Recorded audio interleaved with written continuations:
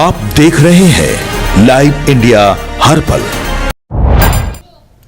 नमस्कार, आप देख रहे हैं लाइव इंडिया हर पल। मैं हूं आपके साथ रेखा मिश्रा। बंगाल में काउंटिंग से पहले ही सियासी घमासान जो है वो तेज हो चुका है और ममता बनर्जी ने ईवीएम के साथ साथ कई सारी गड़बड़ियों का मामला एक बार फिर से उठाया है और इस पूरे प्रकरण को लेकर के बंगाल में सियासत जो है वो तेज हो चुकी है।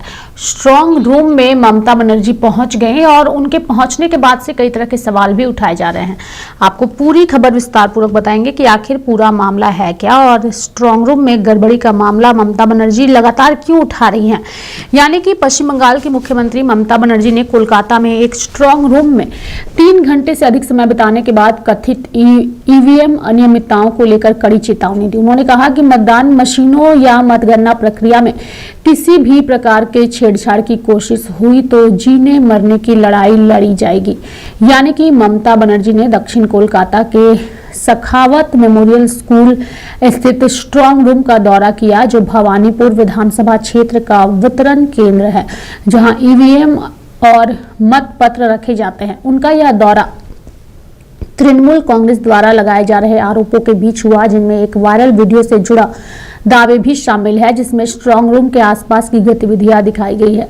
स्ट्रांग रूम से बाहर निकलते ही ममता बनर्जी ने कहा कि अगर कोई ईवीएम मशीन चुराने या गिनती में छेड़छाड़ करने की कोशिश करता है तो हम जान की बाजी लगाकर लड़ेंगे। उन्होंने आगे कहा कि वह पूरी जिंदगी लड़ेंगी। अपने दौरे के बारे में बताते हुए ममता बनर्जी ने कहा कि सीसीटीवी फुटेज देखने के बाद उन्होंने यह कदम उठाया। उन्होंने कहा, यहाँ ईवीएम के लिए एक सुरक्षित कमरा है, लेकिन हमने पाया कि कई जगहों पर हेरफेर हो रहा है। जब मैंने इसे टीवी पर देखा तो मैंने सोचा कि मुझे यहाँ आना चाहिए। उन्होंने आगे कहा कि केंद्रीय सुरक्षा बलों ने पहले तो उन्हें अंदर जाने से रोका, लेकिन उम्मीदवार के रूप में अपने अधिकारों का दावा करने के बाद उन्हें जाने दिया गया। उन्होंने कहा, चुनाव नियमों के अनुसार उम्मीदवारों और उनके प्रतिनिधियों को सीलबंद कक्ष तक जाने की अनुमति है। बनर्जी ने प्रक्रिया में पक्षपात का आरोप लगाते हुए कहा कि उनकी पार्टी के प्रतिनिधि को गिरफ्तार कर लिया गया है और एक तरफा कार्रवाई की जा रही है। 4 मई को होने वाली काउंटिंग से पहले एक नया राजनीतिक विवाद बंगाल में शुरू हुआ है, जब टीएमसी ने एक वीडियो जारी कर चुनाव सामग्री के प्रबंधन में बड़ी खामियों का आरोप लगाया। टीएमसी ने बीजेपी और चुनाव आयोग पर मिलीभगत का आरोप लगाया है। टीएमसी ने एक पोस्ट में कहा कि फुटेज में अधिकृत प्रतिनिधियों की अनुपस्थिति में मतपेटियों को खोलते हुए दिखाया गया है। ये नियमों का गंभीर उल्लंघन है। ममता बनर्जी के लगाए इन आरोपों के बाद अब सत्ता पक्ष और विपक्ष सभी की प्रतिक्रियाएं लगातार सामने आ रही है। किसने क्या कहा है वो हम आपको सुनाते हैं।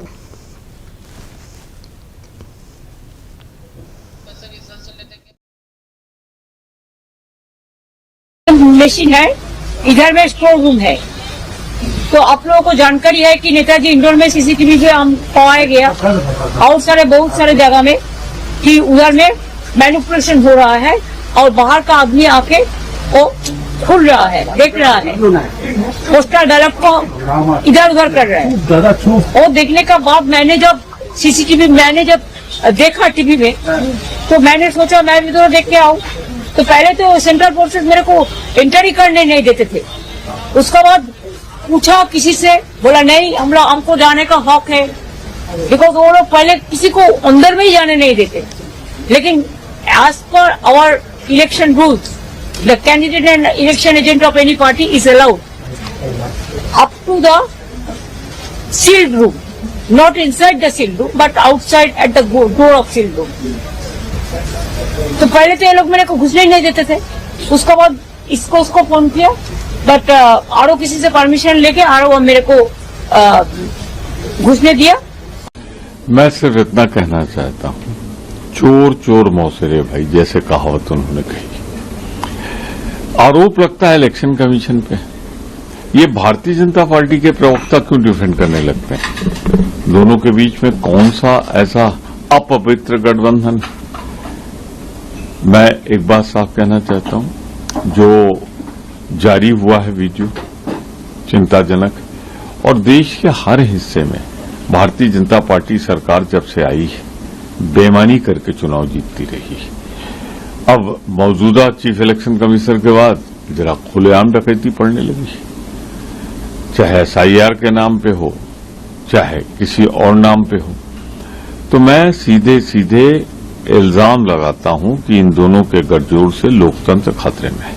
क्या यही वजह है इसलिए आप लोग राज्यसभा के अंदर उनके रिमूवल का जो है मोशन लेकर आए हैं? ये हमारी जिम्मेदारी है, नैतिक भी संवैधानिक भी, कि अगर लोकतंत्र पे डकैती पड़ रही हो, लोकतंत्र को कोई लूट रहा हो, तो हम अपने अधिकारों का प्रयोग करें और ऐसे चीफ इलेक्शन कमिश्नर के खिलाफ ले आए, हम लाएं। कैसे देखते हैं सर आप जो ममता बनर्जी कह रही हैं कि अंतिम सांस तक लड़ाई लड़ेंगे, मुख्यमंत्री का स्ट्रांग रूम में पहुंचना ये कितनी बड़ी घटना आपको लगती है, या फिर कोई जिस तरीके से बीजेपी कह रही है कि बौखलाहट है वो दिखाई देता है?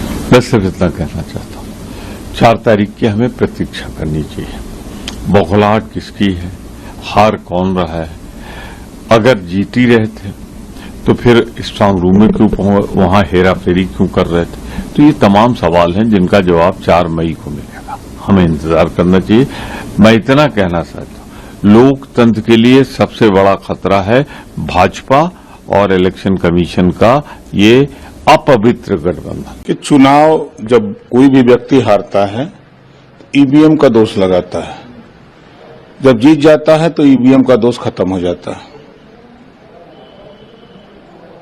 सर, मतगणना से पहले निश्चित है कि अपने बैठक करके काउंटिंग में अपना सही तरीके से काउंटिंग में अपने एजेंट रहें, काउंटिंग सही सलामत हो, इसके लिए तैयारी है। तो चुनाव आयोग ने ईवीएम खारिज किया है। सही कहा है, चुनाव आयोग ने सही कहा। जब कोई पार्टी हारती है तब तरह तरह के आरोप लगाती है कि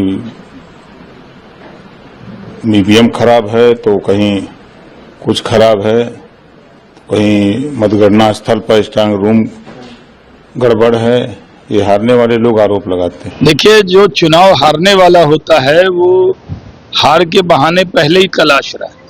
ममता बनर्जी चुनाव हार चुकी हैं, सारे एग्जिट पोल बता रहे हैं कि टीएमसी का सुपड़ा साफ हो गया है, टीएमसी के नेताओं को पैकिंग करनी चाहिए।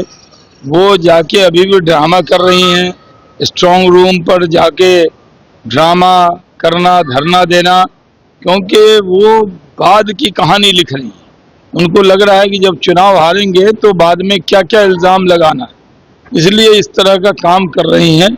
ये बहुत दुर्भाग्यपूर्ण है। जब वो सत्ता में आई तो बीजेपी जब नहीं जीती थी उसने स्वीकार किया था, अब ममता जी को अपनी हार स्वीकार कर लेनी चाहिए। 4 तारीख के बाद कोई ड्रामा चलने वाला नहीं है। वो स्ट्रांग रूम के सामने जो ड्रामा किया है वो दुर्भाग्यपूर्ण है। हारने वाला कंप्लेन करता है।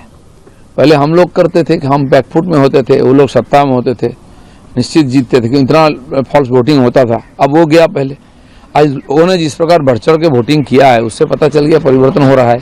इसलिए टीएमसी बैकफुट में है और कंप्लेन पर कंप्लेन करे जा रहे हैं, हर चीज पे कंप्लेन है। अब एसआईआर से लेकर सेंट्रल फोर्स, चुनाव कमीशन, अभी स्ट्रांग रूम में जाकर राजनीति ममता बनर्जी बैठी हुई है। इसका क्या है? परिस्थिति ठीक नहीं उनके लिए। ठीक तो बोल, ठीक तो टीएमसी गलत आरोप लगा रहा है। जब आदमी हारने लगता है ना तो यही कहता है बक्सा बदल दिया गया, ये हो गया, वो हो गया। जब वो खुद जीतते रही है 15 साल तक, तब तो बक्सा नहीं बदला गया था। अब वहां की जनता ने उनको नकार दिया, उनको पता है, एहसास है, तो बेचारे बुरी तरह से परेशान हैं। कहीं कोई गड़बड़ी न हुई है और चुनाव आयोग अपने दायित्वों का पूरा निष्ठा और ईमानदारी पूर्वक निर्वहन किया है। नतीजा आ जाएगा, सब पता चल जाएगा। 5 राज्यों में चुनाव हुए, 5 में इलेक्शन कमीशन ने चुनाव कराए, 4 में कोई बवाल नहीं है। बंगाल में बवाल कर रहे हैं, पैदा कर रहे हैं। हारने का अंदेशा, हारने का डर, हारने के कारण को अभी से ढूंढ रहा है। इसलिए कह रहे हैं ईवीएम में गड़बड़ है, स्ट्रांग रूम खुला है। वो स्वयं उम्मीदवार है, स्ट्रांग रूम में जा सकती है और वो गई हैं, देखकर 2 घंटे बाद वापिस आ गई हैं। किसी प्रकार की कोई गड़बड़ नहीं है। चुनाव पूरी पारदर्शिता, निष्पक्षता, निर्दोष तरीके से हुए हैं। और चूंकि बंगाल में कमल प्रचंड बहुमत से खिल रहा है, इसलिए इनके 15 साल के पाप और उसकी मिलने वाली सजा से घबराए हुए हैं।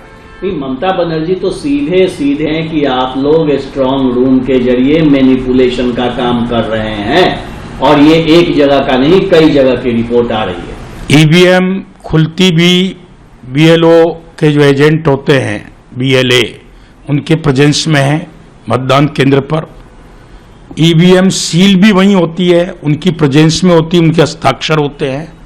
और ईवीएम की जब काउंटिंग होती है तब भी वो सील चेक की जाती है। क्या ममता को अपने खुद के एजेंट पर भरोसा नहीं जो बूथ पर बैठे?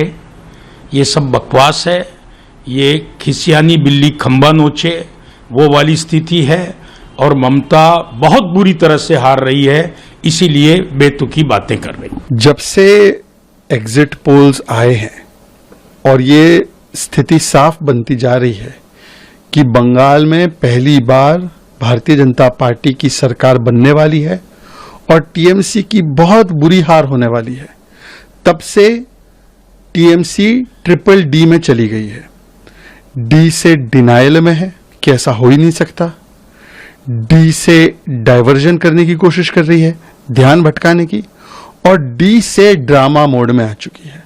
और इसीलिए कल जिस प्रकार से स्ट्रांग रूम के बाहर ड्रामा किया गया उनके मंत्री और उनके एक विधायक प्रवक्ता के द्वारा, इलेक्शन कमीशन ने पूरा क्लैरिफिकेशन पहले ही दे दिया था कि किस प्रकार से सभी कैंडिडेट्स को बताया गया था कि पोस्टल बैलेट्स का सेग्रीगेशन 4 बजे होना है। बाकी के जो स्ट्रांग रूम्स जहां पे ईवीएम रखे हैं उसको ना छुआ गया, वो सुरक्षित है, वो सबको दिखाया गया। ये टीएमसी को बात पूरी तरह से मालूम थी, फिर भी टीएमसी वहां पर जाकर एक प्रकार से माहौल बनाना चाहती है। इसको मैं कहता हूं प्री पोल एक्सक्यूज। वैसे तो चुनाव हारने के बाद लोग एक्सक्यूज बनाते हैं, इसलिए हारा उसलिए हारा, ताकि अपने आप को बचा सके। यहां पर क्योंकि उनको पता है कि चुनाव हार रहे हैं, तो प्री पोल एक्सक्यूज जैसे राहुल गांधी बनाते हैं वैसे बनाने की कोशिश है। अब 2 दिन पहले अभिषेक बैनर्जी ने ट्वीट करके कहा कि सेंट्रल फोर्सेस ने एक बुजुर्ग व्यक्ति को पीट पीट कर मार दिया। उसका पूरा वीडियो सामने आ चुका है कि वो व्यक्ति नेचुरल डेथ की वजह से वो मर गए, उसके ऊपर कुछ नहीं बोला। और इसी प्रकार के कई सारे हिट एंड रन एलिगेशंस वो लगाते रहेंगे, क्योंकि टीएमसी हड़बड़ाहट में है, घबराहट में है, तिलमिलाहट में है, और आने वाले दिनों की ये सुगबुगाहट है।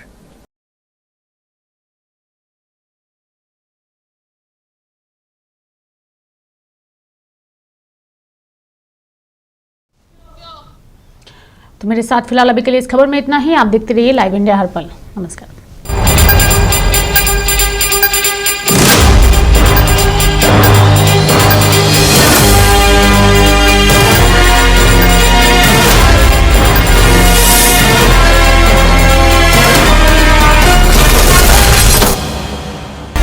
आप देख रहे हैं लाइव इंडिया हर पल।